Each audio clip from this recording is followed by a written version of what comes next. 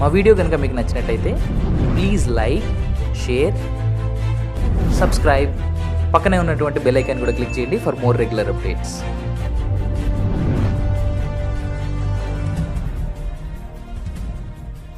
Maintain చేయడం కూడా చేత కాకపోతే మీరా రాజశేఖర రెడ్డి గారి వారసులు, మీరా రాజశేఖర రెడ్డి గారి ఆశయాలను నిలబెట్టే వాళ్ళు, మీదా వైఎస్ఆర్ కాంగ్రెస్ పార్టీ.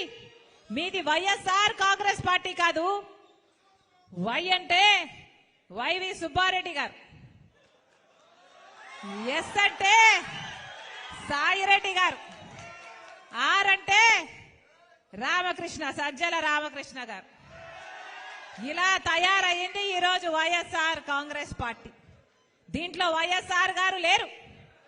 ఇది జగన్ రెడ్డి పార్టీ, ఇది నియంత పార్టీ, ఇది ప్రజలను పట్టించుకోని పార్టీ,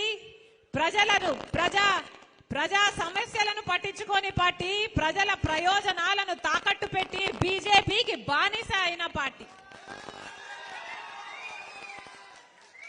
రాజశేఖర్ రెడ్డి గారి ఒక్క ఆశయమైనా నిలబెట్టారా?